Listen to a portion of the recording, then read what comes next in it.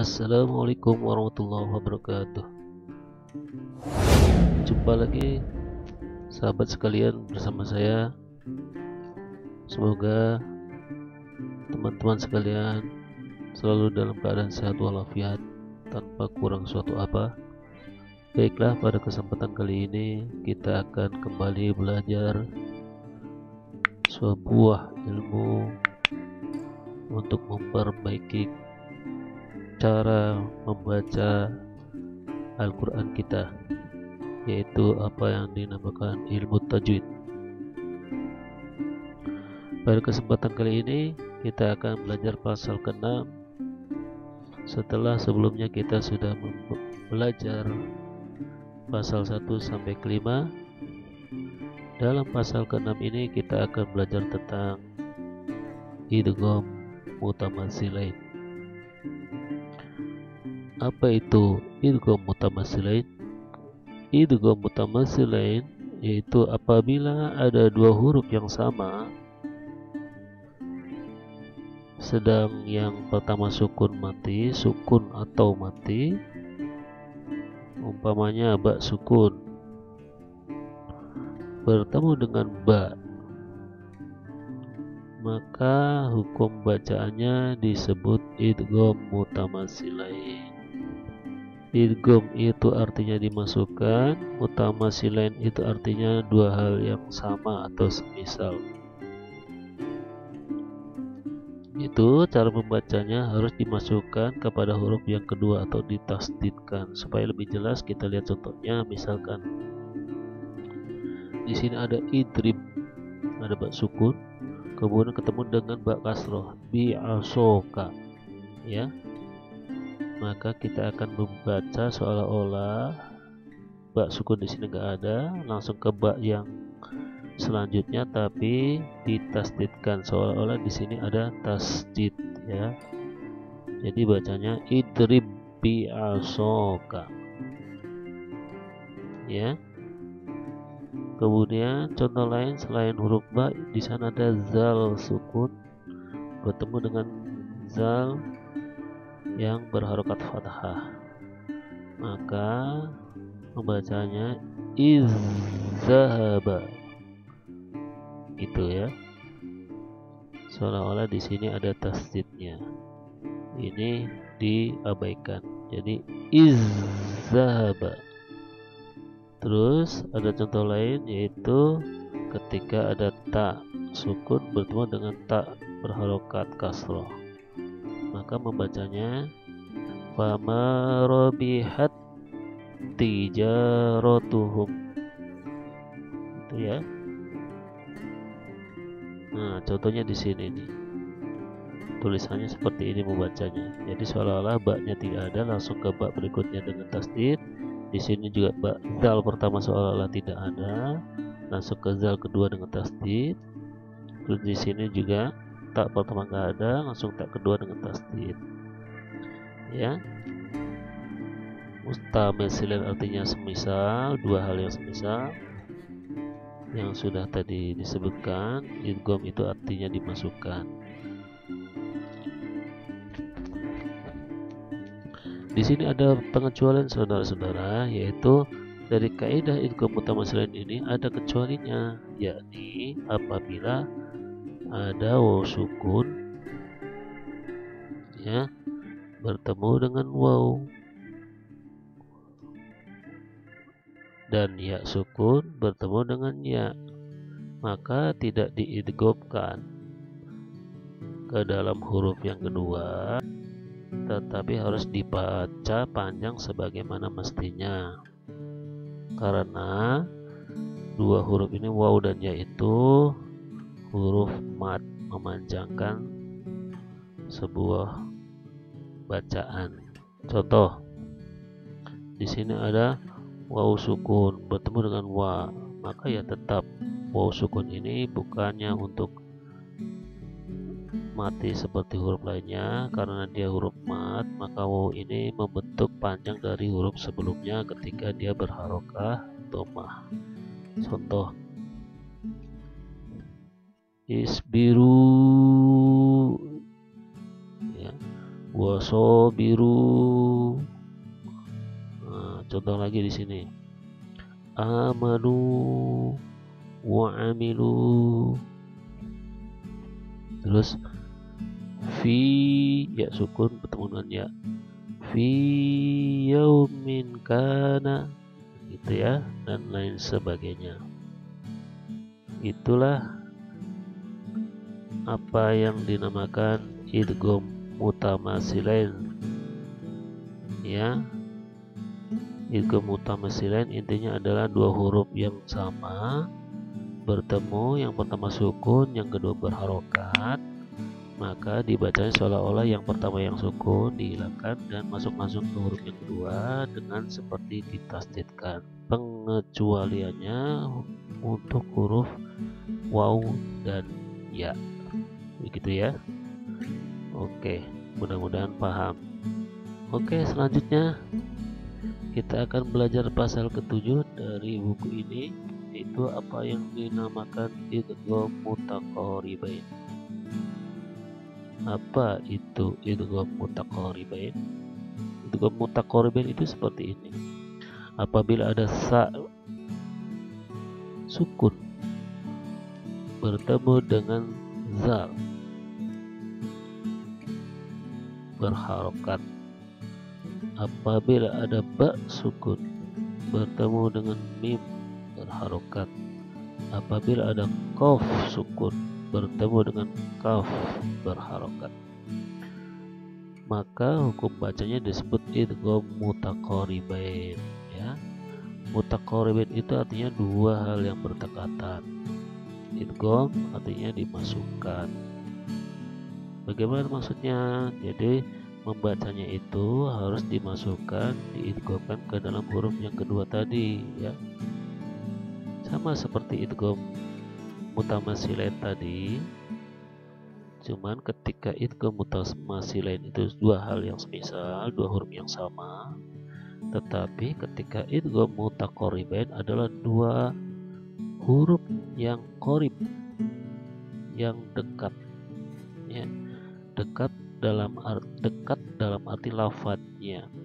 Seperti di sini ada 6 huruf. Yang pertama, kalau sa sukun bertemu za, ya, sa, za, itu kan dekat lafadznya, pengucapannya.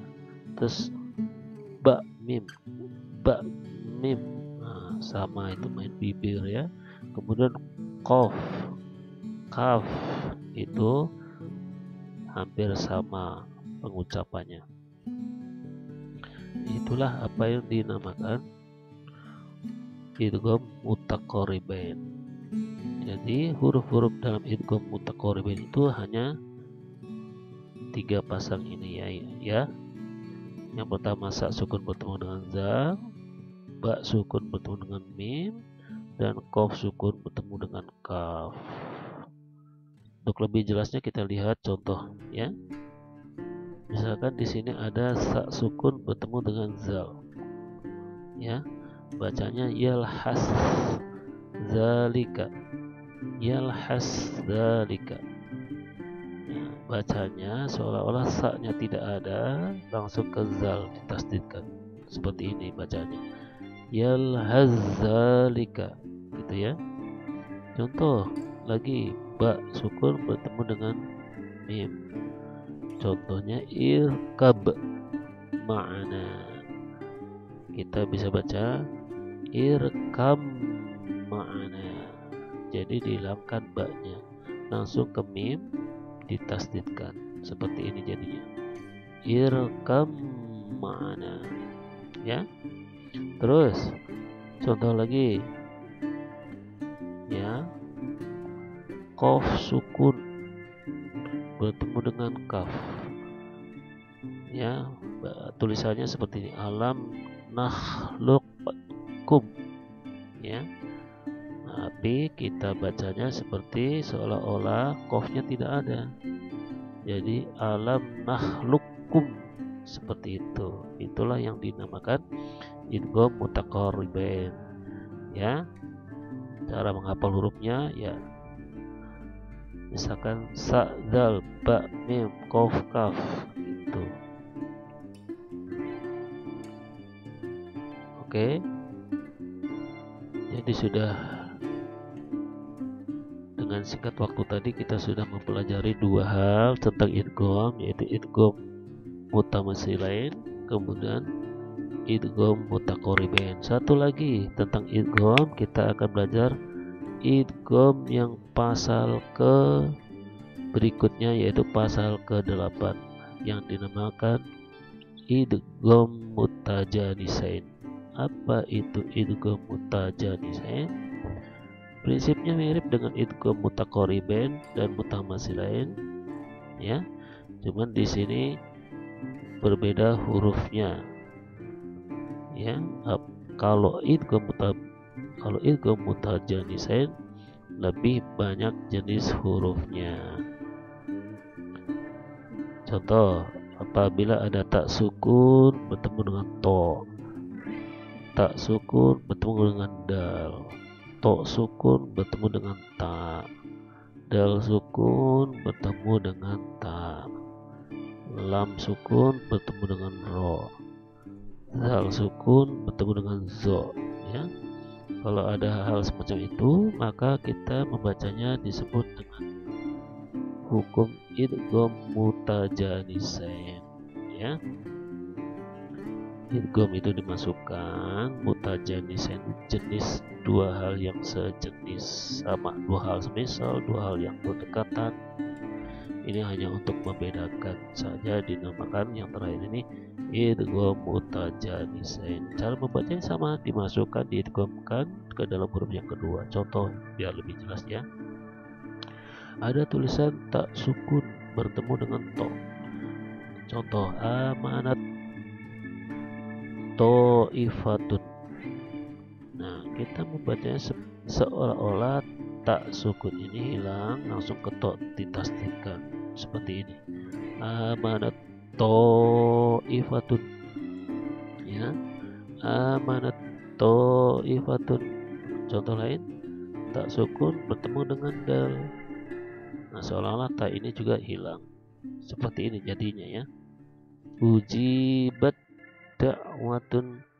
Nah, taknya nggak ada, langsung ke dal. Contoh lain, to sukun bertemu dengan tak. Nah, seolah-olah nanti toknya itu tidak ada, langsung ke tak ditasdidkan. Jadi seperti ini tulisannya. Dibacanya basatta gitu. Contoh lain, dal sukun bertemu dengan tak. Maka dal sini dihilangkan, dibaca lakot taba gitu, ya. Contoh lagi, lam sukun bertemu dengan ro, maka seolah-olah lam itu tidak ada, langsung ke ro yang seperti ditasdidkan seperti ini, ya. Ini baca kul robbi, kita membacanya kur robbi, ya, hilangkan lamnya. Terus dal sukun bertemu dengan zo. Nah, nanti zalnya seolah-olah dihilangkan, masuk ke zo yang ditasdidkan. Contoh, iz zolamu, dibacanya izzolamu gitu, ya. Itulah jenis-jenis idgham yang bisa kita pelajari kali ini, ya. Ada idgham mutamasilain, ada idgham mutaqaribain, dan yang terakhir yaitu ada idgham mutajanisain. Kalau idgham mutamasilain itu semua huruf yang pertama sukun ketemu keduanya berharokat. Untuk pengecualiannya huruf waw dan ya, itu idgham mutamasilain semua huruf. Kalau idgham mutaqaribain itu tiga huruf yang berpasangan, sa, zal, ba, mim, kof, kaf, ya. Nah, yang terakhir kalau yang idgham mutajanisain itu ada 7 pasang huruf, ya. Ta, to, ta, dal, to, ta, dal, ta, lam, ro, dal, zo. Nah, itu yang dinamakan idgham mutajanisain.